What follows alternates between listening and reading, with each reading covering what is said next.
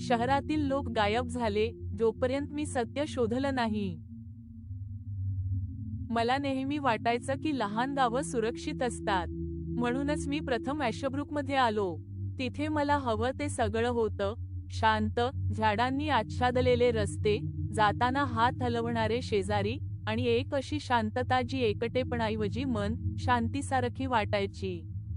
पण हे सर्व गायब होण्याच्या आधीचं होतं. त्याआधी की भीतीने हवेत धुरासारखी घट्टपणे पसरायला सुरुवात केली होती. त्याआधी की मी दररोज रात्री 3दा कुलपे तपासायला लागलो. या भीतीने की पुढचा गायब होणारा मीच असेन. हे सगळं 10 मार्चला सुरू झालं. 2 लोक, इव्हन आणि ल्युसी, सरोवराच्या काठच्या जुन्या डायनरमध्ये जेवण करून गायब झाले. त्यांना हातात हात घालून हसत बाहेर पडताना पाहिलं गेलं होतं. गाडीची हेडलाईट्स धुक्यातून कापत पुढे निघाल्या. दुसऱ्या सकाळी त्यांची कार त्यांच्या घराबाहेरच चालू स्थितीत आढळली.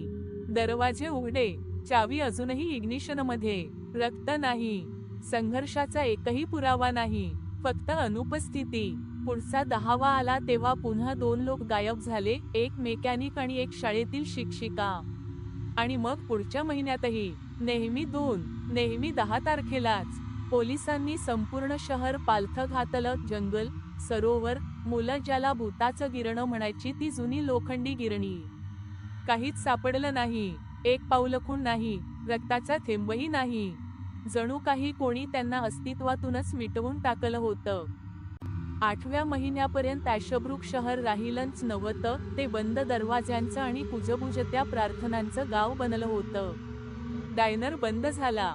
चर्चचा घंटाना थांबला. लोकांनी खिडक्या फळींनी बंद केल्या. रात्रीभर मेणबत्त्या पेटवत राहिले. प्रत्येकजण 10 तारखेला घरातच राहायचा. पहाटेच्या प्रतीक्षेत तास मोजत. मी शांत राहण्याचा प्रयत्न केला. स्वतःला सांगितलं की याचं काहीतरी तार्किक कारण असणार. पण मला माझ्या आत काहीतरी बदलताना जाणवत होतं. सुरुवात झाली स्वप्नांपासून, काळोखात बाहेर असण्याच्या भयानक स्पष्ट दृश्यांपासून. नखांखाली माती लागलेली आणि माझ्या बाजूला मानवी नसलेल्या श्वासोच्छवासाची जाणीव. मग आली ब्लॅकआउट्स. मी अनोळखी ठिकाणी जागा व्हायचो. जमिनीवर मातीने माखलेला, कधी केसांत पाने अडकलेली. मी स्वतःला समजावत राहिलो की मी फक्त थकलो आहे. ताण, मी म्हणायचो, मज्जातंतू कमकुवत झाले आहेत. पण आत कुठेतरी काहीतरी कुजबुजत होतं, जे मी ऐकू इच्छित नव्हतो. 12व्या महिन्यापर्यंत ॲशब्रुक मरत होतं. अर्धी घरं रिकामी होती. अगदी शेरीफही, जो पूर्वी गर्विष्ठ आणि ठाम होता, आता दारूमध्ये बुडालेला, शाप आणि पॅटर्न्स बद्दल काहीतरी पुटपुटत राहायचा. सर्वांना माहीत होतं की पुन्हा 10 तारीख जवळ येत आहे. आणि ही तारीख, ही वेगळी होती. ही माझ्या वाढदिवशी येत होती. मी दुर्लक्ष करण्याचा प्रयत्न केला. स्वतःसाठी केकसुद्धा घेतला नाही. पण तारीख जवळ येत गेली तशी मला असं वाटू लागलं की कुणीतरी माझ्याकडे पाहत आहे. बाहेरून नाही, आतून. त्या आधीच्या रात्री एक वादळ शहरावरून गेलं. वारा ओरडत होता. पाऊस खिडक्यांवर खिळ्यासारखा आदळत होता. सुमारे 10च्या सुमारास लाईट्स 2दा लुकलुकल्या आणि मग पूर्णपणे बंद झाल्या. काळोख दाटला. मी एक मेणबत्ती पेटवली आणि बसलो, शरीरातील प्रत्येक स्नायू ताणलेला. आणि मग आवाज आला. पायांचे आवाज, हळूहळू, ठराविक अंतराने, अगदी माझ्या वरच्या मजल्यावरून. मी थिजलो. फळ्या किणकिणल्या. एक पाऊल, मग दुसरं. माझं हृदय कानात धडधडत होतं. कुणीतरी घरात होतं. मी काउंटरवरून बेसमेंटची किल्ली घेतली. हात इतके थरथरत होते की जवळजवळ ती पडलीच असती. मी अडखळत जिन्यावरून खाली पळालो. जड दार बंद केलं आणि कुलूप लावलं. पायांचे आवाज खाली आले. ते दाराच्या वर थांबले. मग खरवडण्याचा आवाज, हळू पण सतत. मी थंड लाकडी दारावर पाठ टेकवली. डोळ्यात पाणी आलं. मेणबत्ती लुकलुकली. मी ओरडून मदत मागायचा विचार केला, पण कोण आलं असतं? सगळेच लपून बसले होते. म्हणून मी थांबलो. वेळ थांबली, ताणली गेली. इतकी की मी तिथे काही मिनिटे होतो की तास हेही समजेनासं झालं. शेवटी खरवडण्याचा आवाज थांबला. थकव्याने मी झोपलो असावा. थंड जमिनीवर बसून, जळून संपलेली मेणबत्ती जवळ ठेवून. जेव्हा जागा झालो, तेव्हा छोट्या तळघराच्या खिडकीतून फिकट प्रकाश आत येत होता. वादळ थांबलं होतं. पण शांतता जड, अस्वस्थ वाटत होती. मी वर चढलो, दार उघडलं आणि स्वयंपाकघरात पाऊल टाकलं. सर्वात आधी वास आला, धातूसारखा तीव्र, आणि त्यात मिसळलेला कुजटपणा. पोटात गोळा आला, आणि मग मी ते पाहिलं. जमिनीवर काळसर डाग पसरलेला, असमान आणि चिकट. जवळ गेलो, आणि हृदय थांबेल असं वाटलं. राख, जुनं नाही, कोरडं नाही, ताजं. स्टोरेज रूमचं दार पूर्ण उघडं होतं. मी ते मागच्या रात्री बंद केलं होतं. आतल्या पेट्या उलटलेल्या होत्या, आणि स्वयंपाकघरातून बेसमेंटपर्यंत लालसर डागांची अस्पष्ट ओळ जात होती. माझ्या बेसमेंटकडे. माझा मेंदू विरोध करू लागला. नाही, मी पूर्ण रात्र तळघरात होतो. वर कुणीतरी दुसरा होता. हे दुसऱ्या कुणी केलं असणार. पण मग एका कोपऱ्यात, पेट्यांच्या मागे, मला ते दिसलं. काही कपडे सावल्यांमध्ये बेफिकिरीने ढकललेले.